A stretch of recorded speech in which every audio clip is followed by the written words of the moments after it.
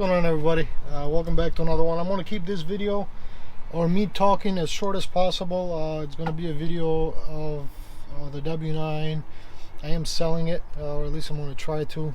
Start raining a little bit out here. I don't want to blabber too much on this video because, you know, I want the potential owner to just look at the, you know, whoever's going to look at the truck and is thinking about it. I'm going to link it with all the posts.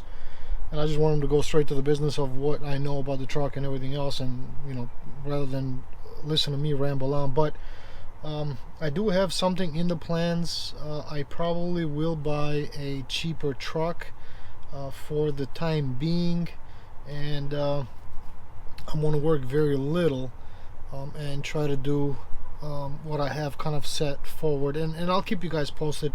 I don't mean to be a dick and like, you know, do the suspenseful thing, because that's not what it is.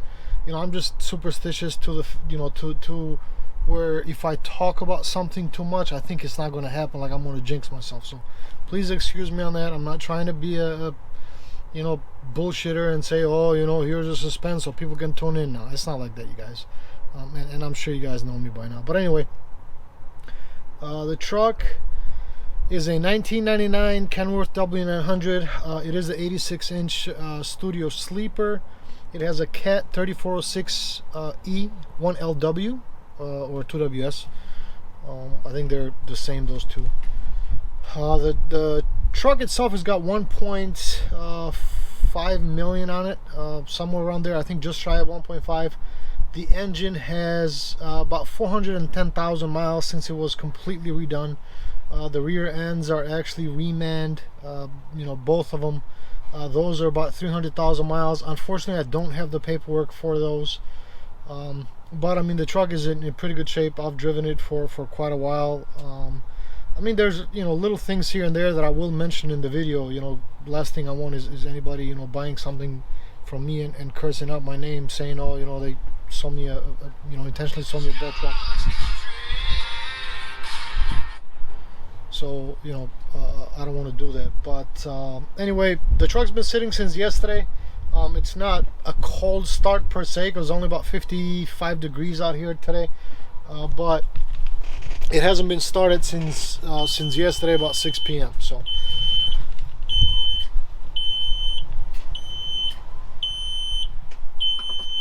the air does go down about like that. When I parked it, I think it wasn't fully charged. It was at about 100 and 105, and now it's at about 60 or 58 psi. So anyway, there's the gauge. It's ice cold. The truck starts right up even when it's cold, you guys. I'm very surprised at this particular cat. So the truck does have a PDI tuner. It's on an economy mode,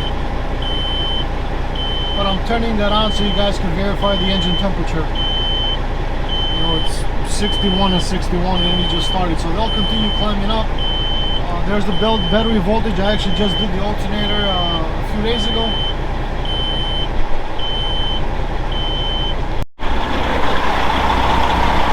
So the engine's kind of been running, it's been warming up.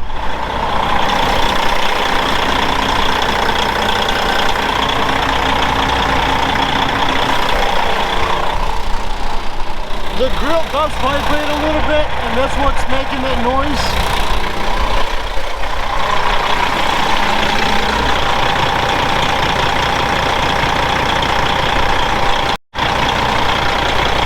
And there's the blow-by tube. He's got nothing coming out of it.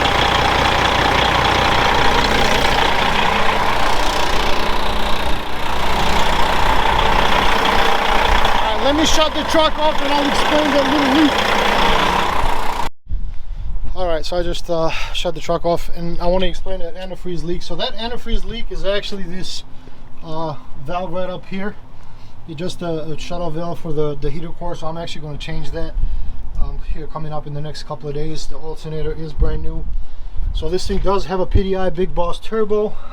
It's less than a year old, so it's covered under warranty, I believe, until I want to say March. And the manifold is a PDI as well, performance manifold. The engine, you guys, it has just a tiny oil leak by the front cover there. So all that stuff, it's like 7 months old, and it doesn't, like, it's not enough to even reach the ground. Everything also is tight on it. The transmission is a Reman Valley with less than 40,000 miles, I think, on it right now. So what you see on the engine now is just the rain, and that has warranty until January of 2024. No, 2025. January of 2025. Unlimited mile warranty through Valley. They cover, so it's the highest warranty they have. It covers up to 1,000 miles in, or I'm sorry, $1,000 in towing, and then obviously the part itself. No matter what the engine or the transmission, rather, I'm sorry, breaks down for, they'll, whether it's, you know, user error or whatever, they'll take care of it. They're actually really, really good that way. Here's the engine on this side. The overhead tune-up was done by me personally, and everything in there looks pretty good.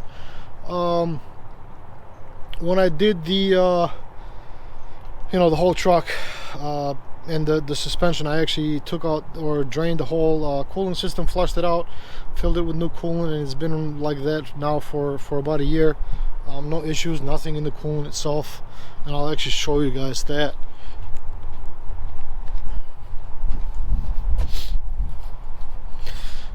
Get my fat ass out here, and it's raining, so it's slippery as all hell.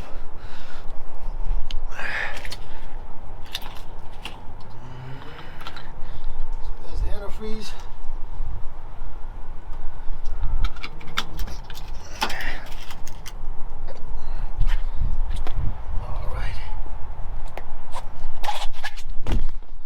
Front tires are Yokohamas with about 80% tread in them. They're wearing perfectly. There don't no bumps or anything on them.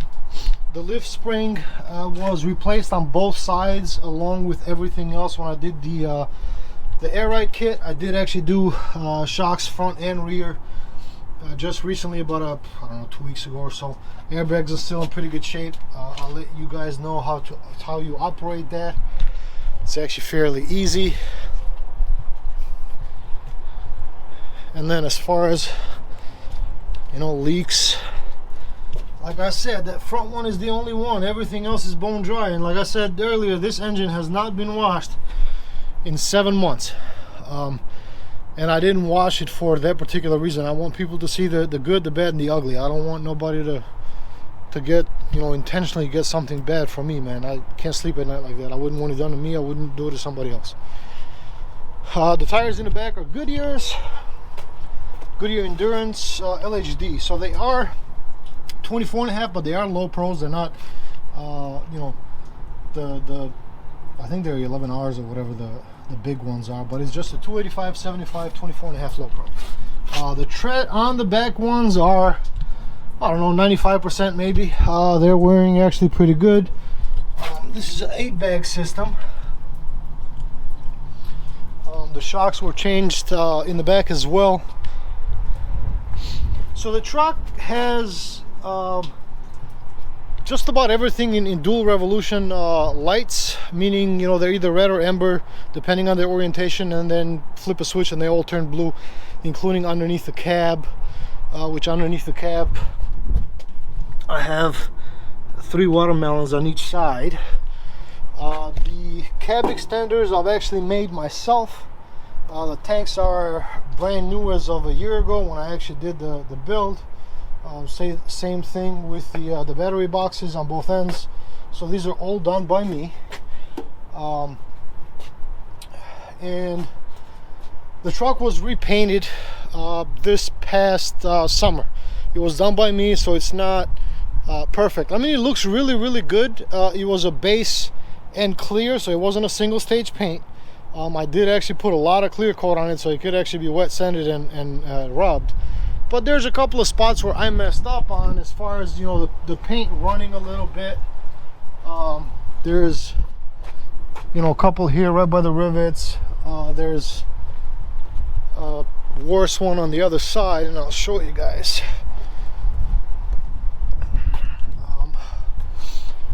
because it's raining you can't really see it, but it's right up there it starts on the corner of that window and it goes down, and then there's one right there.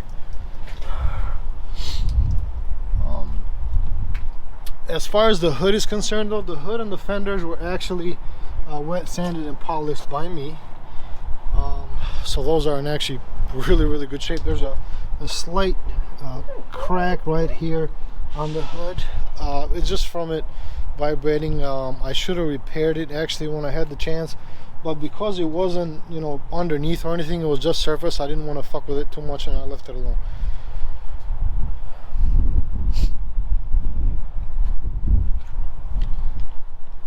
So this particular Kenworth is a double frame.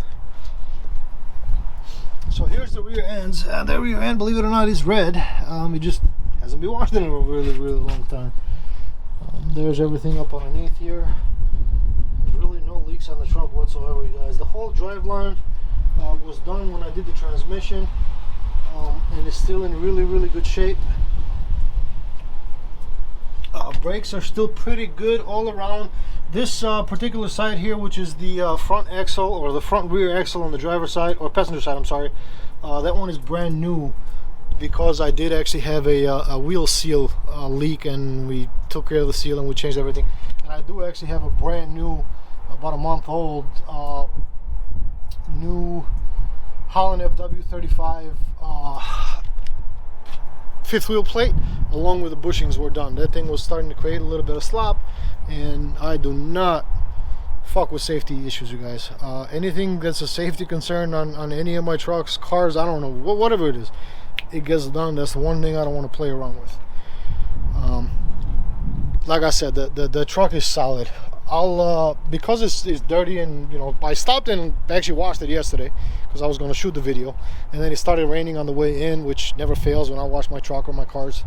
It starts raining, and so the cab lights on this thing have been deleted, and those you can't really see anything anymore because they have you know, I fiberglassed them and painted over and all this stuff, and the lights now are just on the visor.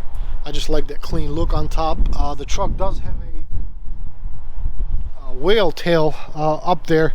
As far as fuel consumption, believe it or not, you guys, for a cat, this thing's actually pretty incredible. I go to Chicago and back. I go there with about 44,000 pounds, and I come back, excuse me, anywhere between 20,000 to 36,000. Usually average about 24,000. So 44,000 and 24,000 on the way back. It's all pretty much flat. I do 65. I don't go crazy, and I'll be perfectly honest with you on that. And I'm averaging about 7 to 7.5, you guys. The worst I've seen out of this truck so far was 6.5, and that was a really windy day, and the wind was coming as a crosswind, and it was windy as hell going there and windy as hell coming back. But other than that, this thing's been great to me. The front end, it actually has whole new knuckle assembly, spindle assembly, and everything else, and kingpins, because the dealership that I bought it from put the wrong size kingpins in there, so it messed up everything else. So that was taken care of. That was a pretty hefty build too, but you know, one less thing to worry about for the potential owner. The air filters are Fleet Air high performance air filters in there, so those are reusable, rewashable. You spray that oil and then you put them back in. I'm actually going to clean those before it goes to whoever the new owner is going to be, and hopefully it goes to a good home. And it's, you know, I'm pretty attached to this thing, but just trying to do something else that I've been wanting to do for a long time now, and you know, finally going to take a stab at it, you know, which unfortunately means this thing's got to go because I could use the money towards that, and I'm going to get a cheap truck. There's a guy that I talked to already, you know, he already knows about everything. But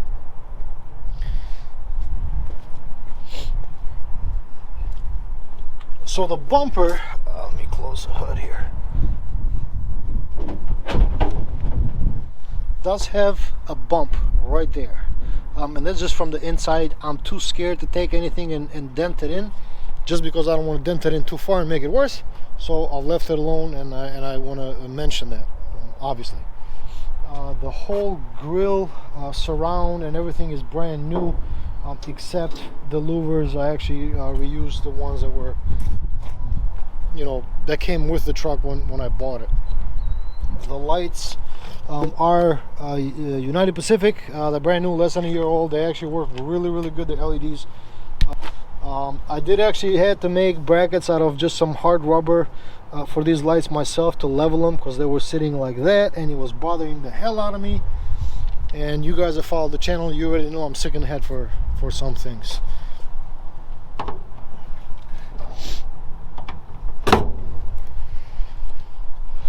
So the inside, the floor is made out of PVC board and then epoxied over. The dash is still the original dash underneath, the wood looking one. I mean, these are aluminum panels, but just wrapped with blue vinyl. The steering column, it has a stationary tilt. It doesn't tilt up and down anymore. It had, from what I understand, a lot of play, and they actually fixed it in place so it didn't have that play. But it's a really comfortable position. You know, it hasn't bothered me any. The seat, so they're both Bostrom. That one's actually an older seat. It came with the truck. It used to be on the driver's side. I just put it in the passenger, and then I got myself a Pro Ride, a low base seat. I don't, for you guys that know me, you know me, but I don't stay with shoes in the truck. I actually got a pair of grandpa, you know, slippers. I take my shoes, put them here, and I put those on, so I don't go around in the truck, you know, with nasty shoes or anything. So there's custom lighting on the truck itself. So there's white. Got to be able to see at night, because that's the mistake that I made on the Classic. I didn't really put any bright lights on there apart from the purple stuff that I had, and I couldn't see shit when I was doing my my logbooks. So this is a pre-ELD truck. Is it a 99? The engine is a 98. The other switch is red, and then the other switch is blue. The dash, so the gauges are red. This one actually turns on when the ignition is turned on, because it's the EGT. And then this turns on the switches. So apart, like right above the switches, there's actually lights for those, and that's controlled by that. And then these obviously are all the four lights. Switches up here. This is the red lights for the bottom.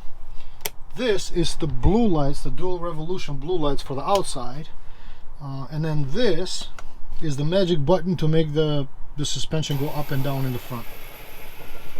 So I run it at about 60 psi down the road. When I'm making tight turns or anything, I bump it all the way up to 90. Clears everything, doesn't rub or anything like that. And at 60, that's how high the truck rides. No issues with turning, doesn't hit anything, and that's where the bumper sits at 60. So that's how I drive with it down the road. I mean, it's a good 5 inches, 6 inches from the ground, and then all the way up is like up to 11 inches. The gauge for that is right here.